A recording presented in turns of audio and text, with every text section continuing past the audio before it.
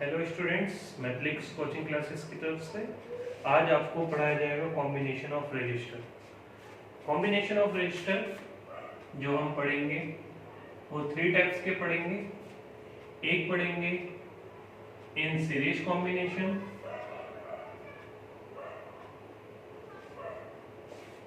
इन parallel combination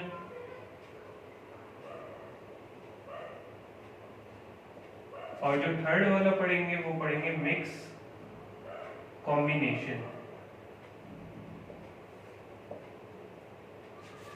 ये topic वैसे आपके सिलेबस में नहीं है मिक्स कॉम्बिनेशन, बट इसके ऊपर न्यूमेरिकल बहुत है एनसीईआरटी में, और जैसे हमारे बोर्ड्स में भी बहुत न्यूमेरिकल्स आते हैं, तो इसलिए ये आपको कराया जाएगा। अब हम जैसे टॉपिक स्टार्ट कर रहे हैं उससे पहले हमें पता होना चाहिए रजिस्टर है क्या। Register are those substance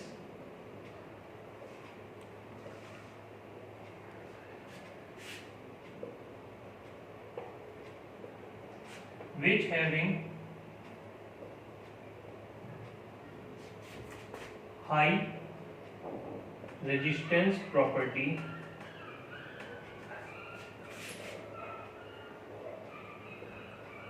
than metals और कंडक्टर्स। तो ये रजिस्टर क्या हुआ जिसकी हाई रेजिस्टेंस प्रॉपर्टी है या हाई रेजिस्टिविटी प्रॉपर्टी है, किसके से ज्यादा होगी इसकी, मेटल और कंडक्टर से ज्यादा होगी इसकी प्रॉपर्टी, इलेक्ट्रिकल रेजिस्टेंस प्रॉपर्टी। अब हम आते हैं सीरीज कॉम्बिनेशन पे। सबसे पहले हम सीरीज पे सर्किट डायग्राम बनाएंगे। हमने इसमें 3 रजिस्टर लिए, इसे की बैटरी के साथ कनेक्ट करा और इसके साथ यहाँ पर हमने लगा दिया सीरीज में ही एमामीटर को हमने क्लोज करा, इसके अंदर करंट फ्लो करा। ये register R1, register R2, register R3। अब देखिए सीरीज कॉम्बिनेशन की एक खासियत होती है, वो होती है सीरीज कॉम्बिनेशंस में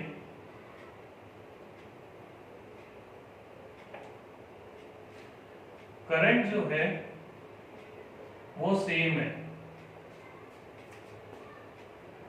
फॉर ऑल रजिस्टर। इसके अंदर डिफर क्या है, but differ potential across all registers. तो पोटेंशियल इसमें सारे रेजिस्टेंस पे अलग होगा, तो यहां पर हम लेंगे पोटेंशियल V1, V2, V3। जो पोटेंशियल हुआ वो टोटल होगा, सम होगा पोटेंशियल V1, V2, V3। तो अब हम इसका यहाँ पर डेरिवेशंस पार्ट करते हैं। इसका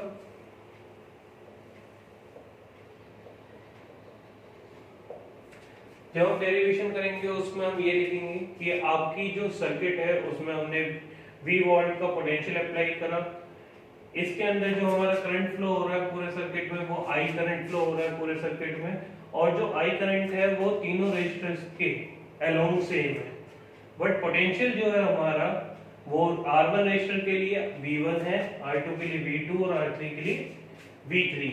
तो यहाँ से हम करते हैं जैसा कि अभी हमने लिखा है, यहाँ पर जो पोटेंशियल है V1, V2, V3 के सम के इक्वल है। अब हम बात करेंगे अकॉर्डिंग टू ओम्स लॉ, जैसा अभी हमने ओम्स लॉ में पढ़ा था, जो पोटेंशियल है वो I R के इक्वल होता है।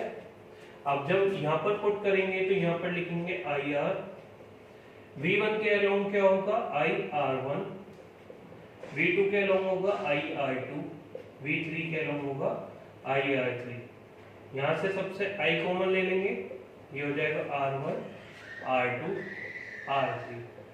I से हमारा I कैंसिल हो गया, और जो टोटल इक्विवेलेंट रेजिस्टेंस आएगा सीरीज के अंदर वो सम होगा सारे रेजिस्टेंस का।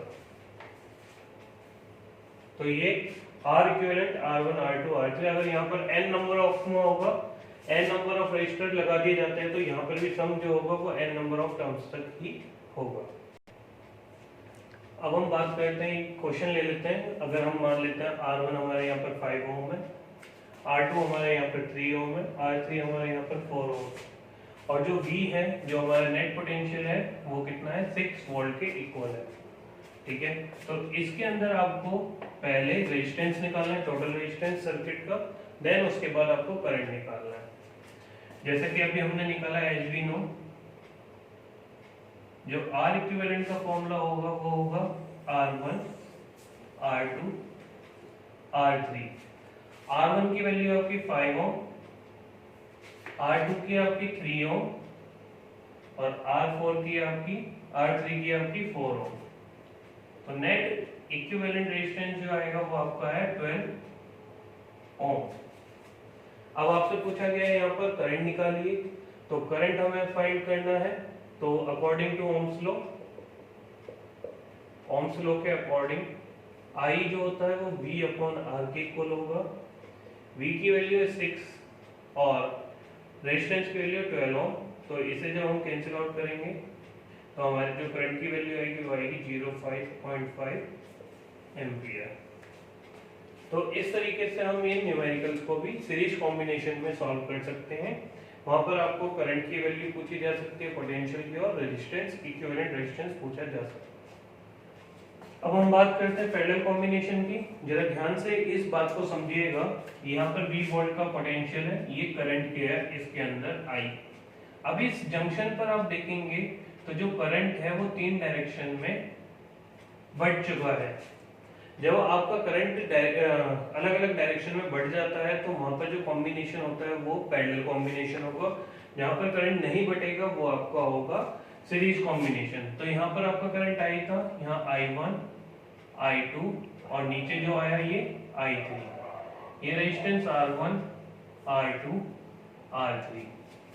अब देखिएगा इन पैरेलल कॉम्बिनेशन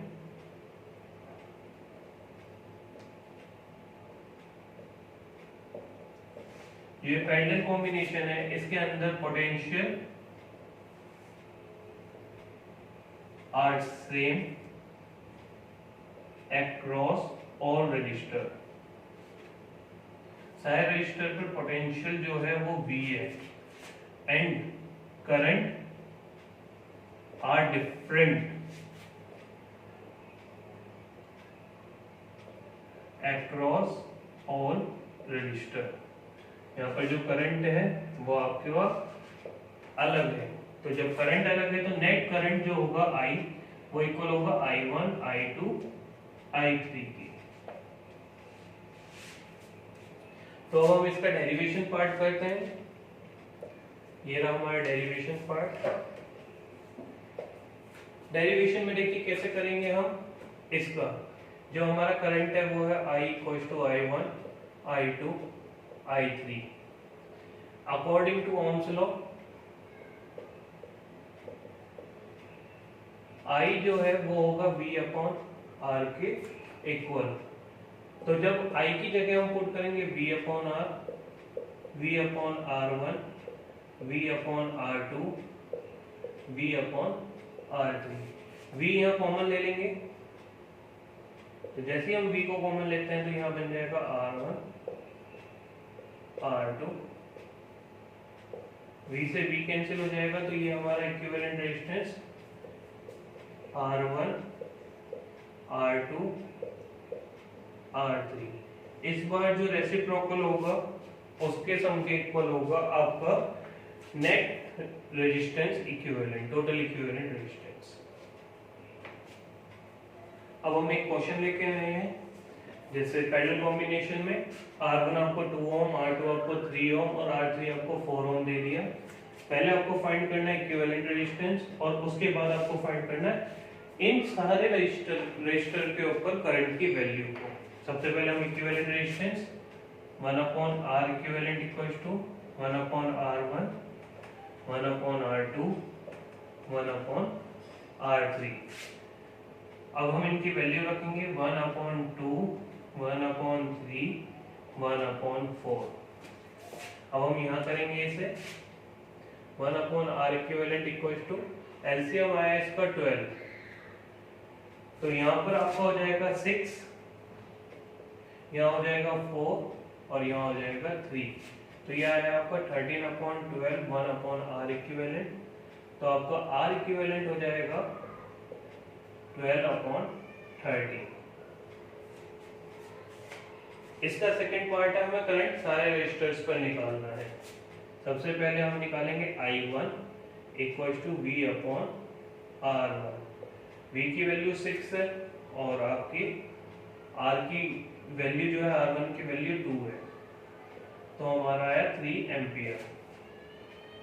I2 निकालेंगे, वो होगा V अपॉन R2 6 अपॉन 3, ये आया 2 एम्पियर। और लास्ट हम निकालेंगे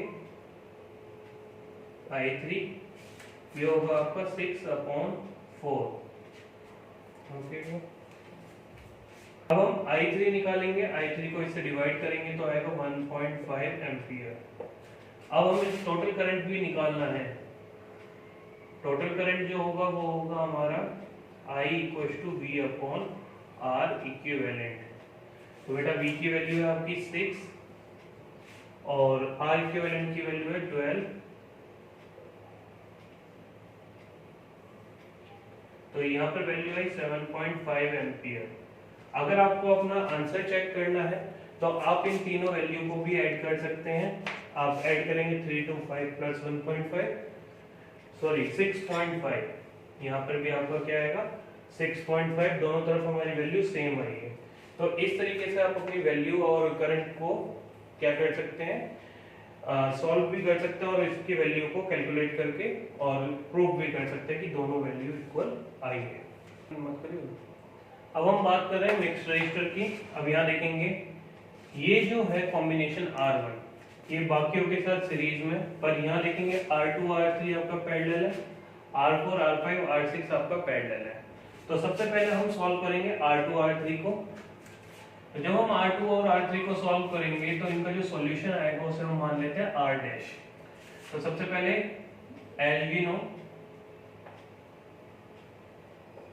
R2 and R3 connected in parallel combination।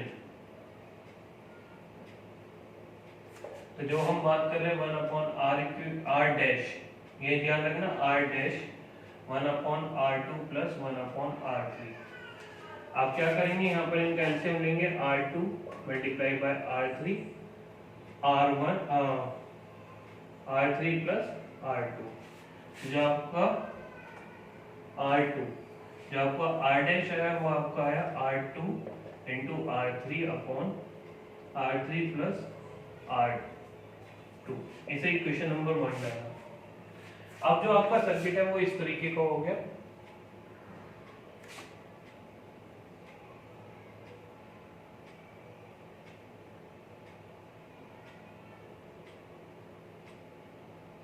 ये आपका R1, ये आपका R dash, R4, R5, R6। इसे इसका अब निकालते हैं तो हम इसे ले लेते हैं R डबल डैश। नाउ अब यहीं से सॉल्व करते हैं।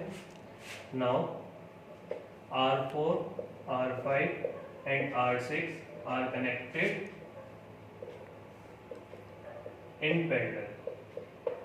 तो 1 अपॉन R डबल डैश, अब ये किसके इक्वल होगा आपका 1 upon R4, 1 upon R5, 1 upon R6। LCM ले लेंगे इसका R4, R5, R6 और यहाँ हो जाएगा R6 into R5 plus R4 into R6 plus R4 into R5। तो इसका जो 1 अपॉन R डबल डैश आ जाएगा वो आएगा आपका R4, R5 multiply R6 upon R6 multiply by R5, R4 multiply by R6, R4 multiply by R5। अब जो आपका सर्किट है ये फर्स्ट, ये सेकंड और जो फाइनल सर्किट बना हुआ आपका जो थर्ड है वो बना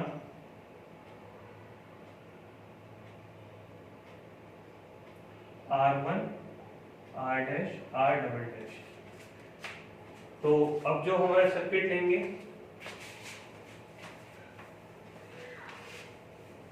तो ये मैं यहाँ दोबारा से ड्रॉ कर देता हूँ जो नया सर्किट बना हुआ आपका।